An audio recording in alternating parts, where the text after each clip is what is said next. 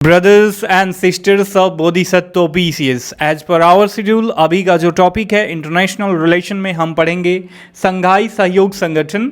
हाल ही में उज्बेकिस्तान में इसकी बैठक हुई थी, काफ़ी इंपॉर्टेंट है। देखेंगे संघाई सहयोग संगठन है क्या, इसके क्या रणनीतिक निहितार्थ हैं कि भारत जो है इसका सदस्य बना है।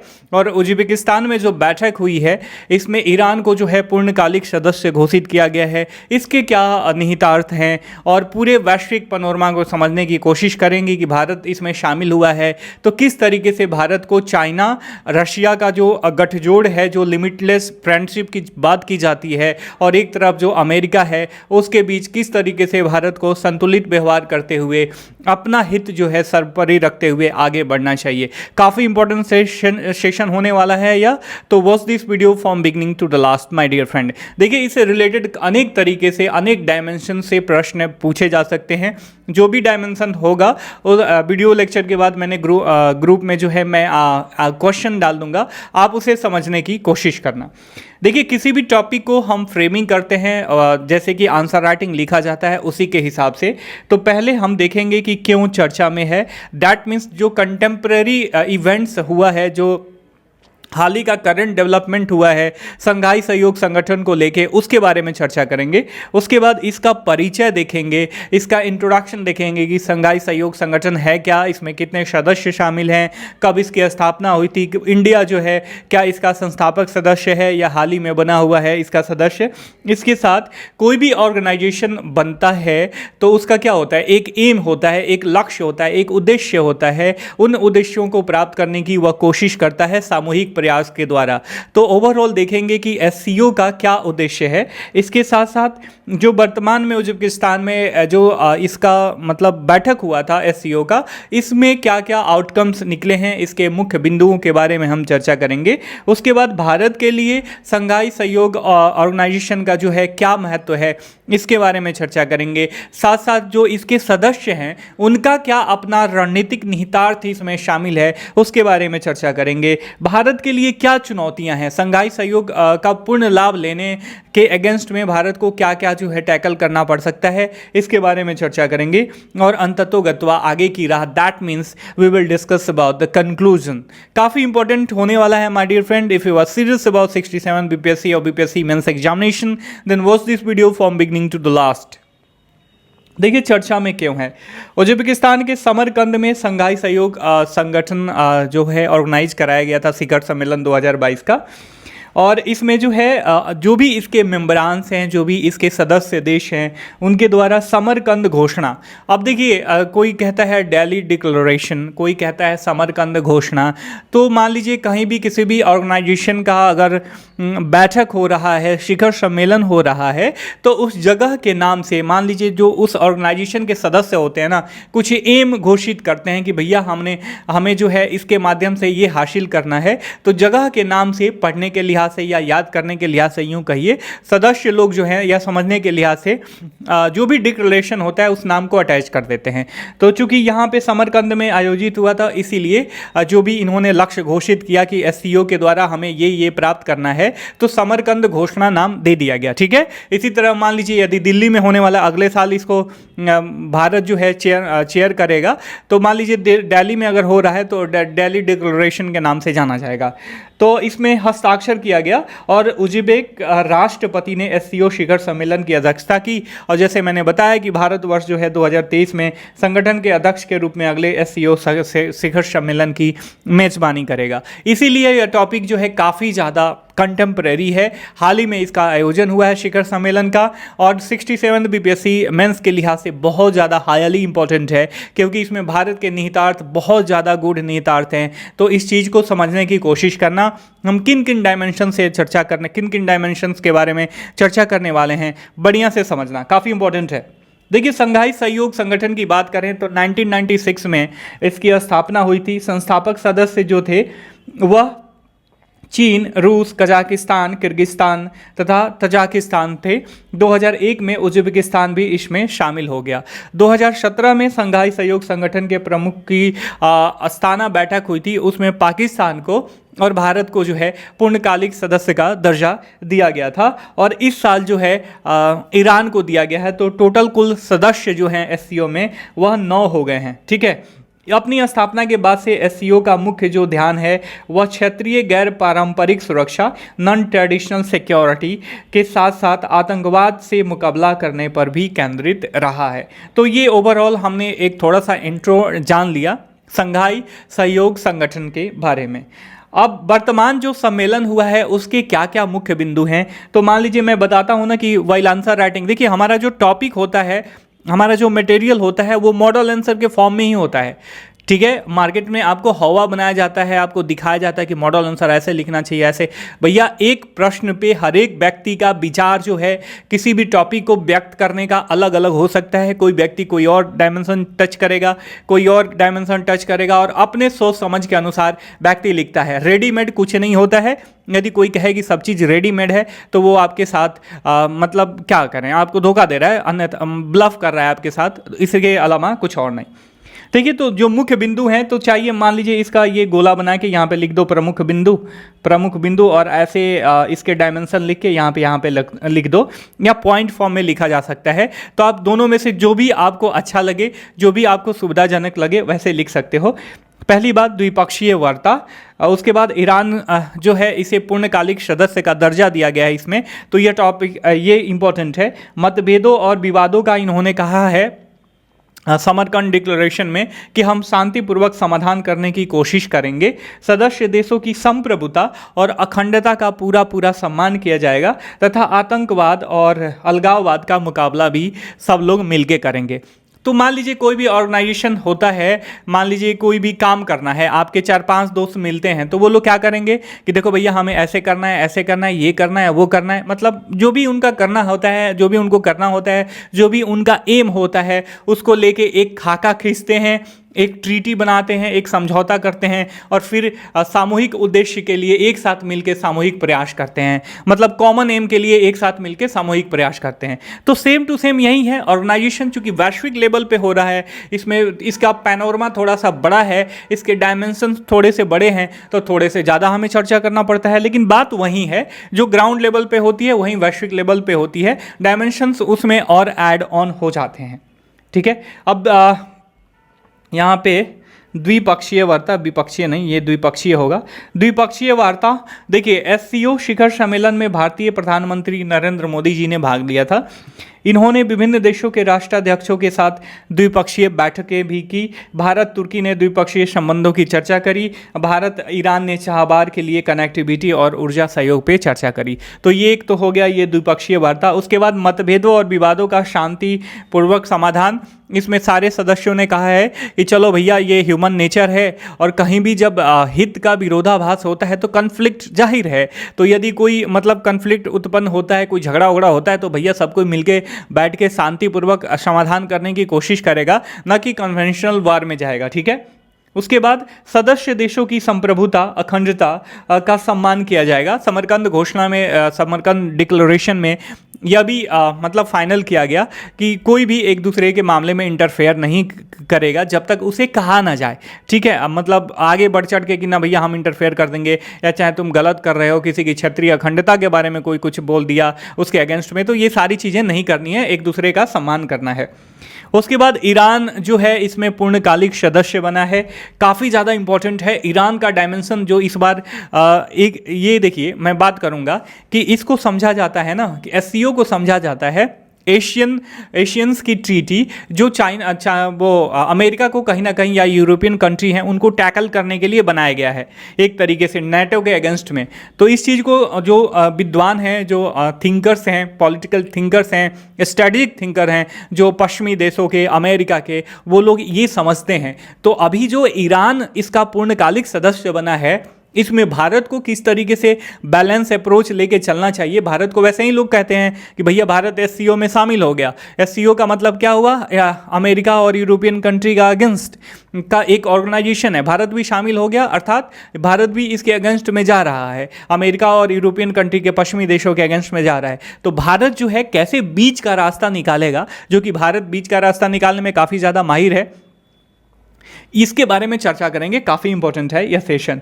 ईरान की सदस्यता भी, ईरान को सदस्यता दी गई है समरकंद शिखर सम्मेलन में, और इस तरीके से यह 9वां सदस्य बन गया है, और 2023 में जो है भारत में जो है इसका आयोजन किया जाएगा। आतंकवाद और अलगाववाद का मुकाबला करेंगे सब लोग। मान लीजिए कोई हथियार की ट्रैफिकिंग हो रही है, ह्यूमन ट्रैफिकिंग हो रही है, कोई मतलब नशीली दवाओं की ट्रैफिकिंग हो रही है, ड्रग्स वगैरह, हेरोइन वगैरह, तो उससे टैकल करने के लिए सब लोग सामूहिक रूप से प्रयास करेंगे। ये सारी चीज़ें डिसाइड करी गई हैं समरकंद डिक्लेरेशन में। तो हमने देख लिया समरकंद डिक्लेरेशन के मुख्य मुख्य बिंदु क्या है, इसको पढ़ लेना, समझ लेना। कुछ इससे अलावा जितना मैं बोल रहा हूँ कुछ ज़्यादा एक्स्ट्रा नहीं लिखा गया है। अब भारत के लिए क्या महत्व है, चूंकि मैंने कल बताया था basic principle of international relation या फॉरेन पॉलिसी, इसमें राष्ट्रीय हित सर्वोपरि रख के किसी से दोस्ती की जाती है। अपना हित अगर साधक ना हो तो दोस्ती किसी से नहीं की जाती माय डियर फ्रेंड। इस चीज़ को ध्यान में रखना। इंटरनेशनल रिलेशन जो है इस स्ट्रैटेजी पे, इस कूटनीति पे बेस होता है, तो काफ़ी ज़्यादा माइन्यूट तरीके से इसे समझने की कोशिश करना। तो भारत जो है किसी भी ऑर्गेनाइजेशन में क्यों ऐड ऑन होगा, क्यों ऐड होना चाहेगा, क्यों जुड़ना चाहेगा उससे, ताकि उसका जो है पक्ष पोषण हो, उसका राष्ट्रीय हित जो है उसका पक्ष पोषण हो। तो इंडिया का क्या क्या पक्ष पोषण होगा एससीओ से जुड़ने का लेके। अब देखिए यहाँ पे मैंने ऊपर जो मैप डाला हुआ था, यहाँ पे देखो, ये देखो यहाँ पे स्क्रीन पे देखना, ये वाला जो एससीओ वाले देश का जो ये मैप है, ये ईरान हो गया। ये देखो ये कितना जो है मिनरल रिच है, यहाँ पे नेचुरल गैस, पेट्रोलियम बहुत प्रचुर मात्रा में मतलब माफ़ कीजिएगा, अवेलेबल हैं। तो यदि भारत जो है ऐसे ऑर्गेनाइजेशन से जुड़ता है तो भारत में अभी सबसे ज़्यादा मुख्य मुद्दा क्या है, एनर्जी सिक्योरिटी। हमने पढ़ा था इकोनॉमिक क्लास में कि ऊर्जा सुरक्षा जो है कितना महत्वपूर्ण है। हमने लिथियम के बारे में पढ़ा था, हाइड्रोजन के बारे में, ग्रीन हाइड्रोजन के बारे में पढ़ा था। तो ये सब क्या है, ऊर्जा सुरक्षा की तरफ बढ़ने वाले एक कदम है। तो भारत जो है अभी भी सारी चीज़ें इंपोर्ट करता है, अपने पेट्रोलियम का कितना ज़्यादा इंपोर्ट करता है, नेचुरल गैसेज का इंपोर्ट करता है। तो इस लिहाज से यदि भारत जो है एससीओ मेंबर से ऐड होता है, एससीओ जैसे ऑर्गेनाइजेशन से ऐड होता है, तो उसके जो भी सदस्य हैं इनके बीच, भारत और उन सदस्यों के बीच यदि रिलेशन में गूढ़ता मतलब आती है, प्रगाढ़ रिलेशन होता है, तो कहीं ना कहीं वो लोग इंडिया को सपोर्ट करेंगे। इससे क्या होगा, इन देशों के बीच और इंडिया के बीच कनेक्टिविटी बढ़ेगी और भारत जो है उनसे आराम से नेचुरल गैस और पेट्रोलियम का आयात कर सकता है। तो इस तरीके से या कोई भी अन्वेषण परियोजनाओं तक व्यापक पहुँच मिल सकेगी इंडिया को, जिससे भारत ऊर्जा सुरक्षा की स्थिति में पहुँच सकता है। काफ़ी इंपॉर्टेंट है डायमेंशन, ये समझने की कोशिश करना। उसके बाद पर्यटन और सांस्कृतिक रिलेशन को लेके जो है भारत को बहुत ज़्यादा फायदा होने वाला है माय डियर फ्रेंड। भारत में वैसे भी पर्यटन के लिहाज से बहुत पर्याप्त जो है, स्काई इज द लिमिट, बहुत ज़्यादा जो है संभावनाएं हैं। तो भारत चाहेगा कि ये जो देश हैं, जिन प्राचीन काल से ही इन देशों के साथ हमारा रिलेशन है, ये सर्वविदित है, तो इस रिलेशन को रिजुविनेट करें, नई ऊर्जा दें और यहाँ के लोग इंडिया में आएँ। और पर्यटन इंडस्ट्री, जब यहाँ पे लोग आएंगे इंडिया में, उनको सारी चीज़ें मिलेंगी, सुविधाएं मिलेंगी, तो पर्यटन इंडस्ट्री भी बूम कर सकती है। और भारत के वाराणसी शहर को 2022-23 के लिए एससीओ के पर्यटन एवं सांस्कृतिक राजधानी के रूप में घोषित किया गया है। ये काफ़ी ज़्यादा अपने आप में बहुत प्रमुख उपलब्धि है। तो इससे यहाँ क्या होंगे, वाराणसी में लोग आएंगे, वहाँ के कल्चर को देखेंगे, हमारी जो सनातन संस्कृति है, हमारी जो सांस्कृतिक विविधता है, अनेक धर्मों के लोग यहाँ पे रह के, काशी जैसे जगह पे भी हिंदू, मुस्लिम, सिख, ईसाई सब लोग रहते हैं, सब लोग मिलजुल के जो है भारत को प्रॉस्पर करने के लिए काम करते हैं। तो यहाँ पे लोग आएंगे तो एक तो उनको विविधता में एकता दिखेगी, उसके बाद हमारा सांस्कृतिक समन्वय देखने को मिलेगा, और हमारा जो सांस्कृतिक, जो सनातन संस्कृति है, उसको भी वो लोग देखेंगे, समझेंगे और जानेंगे। तो इससे क्या होगा, पर्यटन जो है हर एक तरीके से विकसित होगा। उसके बाद कनेक्टिविटी, भारत में एससीओ के सदस्य देशों से एक दूसरे के परागमन का पूरा अधिकार देने का आग्रह किया कि भैया हमारा जो देश है और आप भी देश हैं, हम दोनों एक ही संगठन से जुड़े हुए हैं, तो दोस्ती करते हैं, तो सबको एक दूसरे के यहाँ आना जाना चाहिए। और इससे क्या होगा, जब एक दूसरे के बीच संबंध बनेगा तो जो सप्लाई चेन है, आजकल देख रहे हो ना जो वार चल रहा है, चाहे वो ट्रेड वार हो या कन्वेंशनल वार हो, चाइना ताइवान का युद्ध हो, चाइना और अमेरिका का जो कोल्ड वार के तरीके से एक मान लीजिए जो ट्रेड वार शुरू हुआ था वो हो, रशिया और यूक्रेन का वार हो, तो इससे क्या होता है, सप्लाई चेन बाधित होती है। तो कहीं ना कहीं एक ऐसा रूट होना चाहिए जिस रूट से मान लीजिए हम आपातकालीन सप्लाई चेन को सस्टेन कर सकें, या उसके सदस्य देशों के साथ ही कुछ मंगाना है तो कहीं और किसी और रूट से ना हम डायरेक्ट कांटेक्ट करें और उनसे मंगाएं, तो इससे एक अस्थायी सप्लाई चेन की स्थापना होगी, तो कनेक्टिविटी भी इससे बढ़ेगी। इसके अलावा प्रजातांत्रिक, निष्पक्ष और तर्कसंगत विश्व व्यवस्था का निर्माण, भारत को सदस्य देशों का आतंकवाद और अलगाववाद पर सहयोग जो है भारत के हित में है माय डियर फ्रेंड, ठीक है। और बहुत सारे जो इसके एससीओ के मेंबर्स हैं ना, वो ये सोचते हैं कि एशिया में चाइना के राइज को कोई कम्पीट कर सकता है, कोई चैलेंज कर सकता है, तो वो इंडिया है। तो ये लोग भी चाहते हैं कि इंडिया जो है इससे जुड़े और हम इसको सपोर्ट करें, ताकि चाइना जो है अपने आप को दादा शो ऑफ ना करे। इसके बाद रणनीतिक निहितार्थ हैं जो सदस्य देश, सुरक्षा ऑब्वियस बहुत बड़ा मुद्दा है, सबको जो है आतंकवाद, सेपरेशन वाला चीज़ जो अलगाववाद है, इसके अलावा इन सारी चीज़ों से जो है इनको लड़ना पड़ता है। तो एससीओ के द्वारा क्षेत्रीय आतंकवाद रोधी संरचना, रीजनल एंटी टेररिस्ट स्ट्रक्चर, जिसे इन शॉर्ट रैट्स भी बोलते हैं, का गठन किया गया है। ये अपने आप में खुफिया चीज़ें जो है, अपना खुफिया जो भी सूचनाएं होती हैं उसको शेयर करते हैं, प्रवर्तन, कानून प्रवर्तन आदि सारी चीज़ों को जो है ये लोग सेवन करते हैं और ये शेयर करते हैं, सेवन नहीं करते हैं। और ये लोग नशीली दवाओं, ह्यूमन ट्रैफिकिंग, आर्म का जो स्मगलिंग वगैरह होता है, इन सारी चीज़ों से लड़ने के लिए मिलजुल के काम करते हैं। उसके बाद जब रीजनल यूनिफिकेशन होगा, तब एक ही यूनिट में सारे लोग रीजन में जुड़े रहेंगे, तो कोई किसी से झगड़ा नहीं करेगा, तो शांति और प्रॉस्पेरिटी जो है साथ में आगे बढ़ेगी। एससीओ की भूमिका में वृद्धि, एससीओ में भारत के शामिल होने के साथ ही संगठन ने एक वैश्विक प्रोफाइल हासिल कर ली है तथा सहयोग के नए अवसर खोले हैं। क्षेत्रीय और वैश्विक नीतियों को आकार देने, सुरक्षा और सतत विकास सुनिश्चित करने के लिए एक महत्वपूर्ण तंत्र के रूप में जो है एससीओ की भूमिका बढ़ी है, ठीक है। इस चीज़ को ध्यान में रखना। उसके बाद भू राजनीतिक स्थिरता, ऑब्वियस जो है जब इनका रीजनल यूनिफिकेशन होगा, मान लीजिए चाइना और भारत और पाकिस्तान भी है, एक ही मतलब उसके सदस्य हैं, ग्रुप के सदस्य हैं, तो कहीं ना कहीं इनके ऊपर जो है अन्य सदस्यों का भी प्रेशर रहेगा कि भैया जो आप लोगों के बीच का टसल है ना, जो कॉन्फ्लिक्ट है उसे मतलब सॉर्ट आउट करने की कोशिश करो, उसका समाधान निकालने की कोशिश करो, और क्यों ना रीजनल यूनिफिकेशन करके हम आगे बढ़ें। तो ये जो है भू राजनीतिक स्थिरता भी बढ़ाएगा। उसके बाद चीनी प्रभाव पर नियंत्रण भारत कर सकता है, इसके बारे में हमने चर्चा कर लिया। गैस एवं तेल तक पहुँच के माध्यम से ऊर्जा सुरक्षा, या भारत के हित में ही नहीं है, अन्य सदस्य देशों के हित में भी है भारत के लिए, लेकिन कुछ चुनौतियां हैं। अब चैलेंजेस क्या क्या हैं, इसका फुल फ्लेज यूज करने को लेके एससीए से जो भी लाभ होने वाला है एससीओ से, भारत के लिए चैलेंजेस क्या हैं। पहली बात कि देखिए, जब आतंकवाद की बात आती है ना, तो चाइना और पाकिस्तान जो है इंडियन हित को कहीं ना कहीं सरपास करते हैं।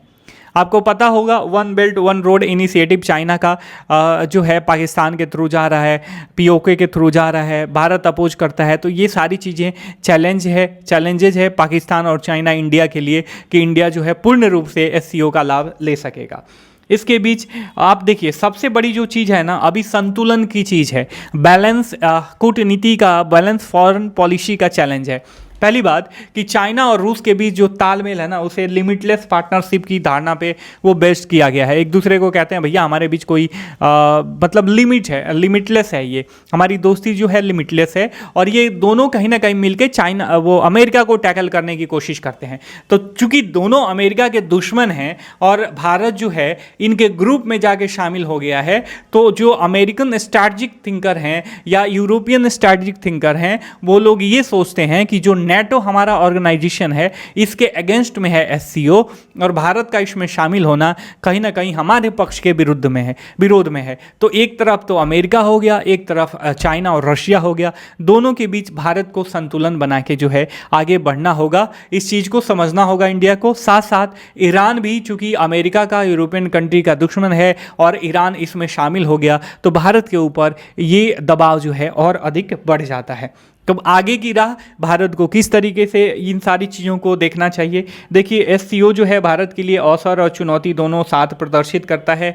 जहां मैंने बता दिया, एक तरफ रूस और चीन जो है ऊर्जा संपन्न देश हैं, साथ जुड़ने का अवसर देता है। वहीं पश्चिम के विद्वान इसे अमेरिका और अन्य पश्चिमी देशों द्वारा नाटो के विरुद्ध गठित एशियन संगठन के रूप में मानते हैं। तो इंडिया को चाहिए, क्या चाहिए कि भारत को अपने हितों को सर्वोपरि रखकर संबंधों के संतुलन पर ध्यान देते हुए आगे बढ़ना चाहिए तथा अन्य देशों के साथ संबंधों और कनेक्टिविटी को बढ़ाने पे ध्यान देना चाहिए। आई होप कि एससीओ का जो भी चीज़ था, जो भी कॉन्सेप्ट था, चाहे वो बेसिक हो उसके ऑर्गेनाइजेशन, उसके स्थापना को लेके, उसके लक्ष्य को लेके, उसके एम को लेके, और अभी जो समरकंद डिक्लेरेशन था उसमें क्या क्या चीज़ें बात हुई, और इंडिया के समक्ष जो है एससीओ से रिलेटेड किस तरीके की चुनौतियां हैं, इंडिया जो है कैसे बैलेंस अप्रोच के साथ जो है एससीओ और अमेरिकन या वेस्टर्न कंट्रीज़ के बीच का रिलेशन मेंटेन कर सकता है, इन सारी चीज़ों के बारे में हमने चर्चा करा। आई होप कि मैं जो चीज़ें भी कन्वे किया आप तक बड़ी आसानी से पहुँचा, आपने अंत तक सुना, इसके लिए आपका बहुत बहुत आभार।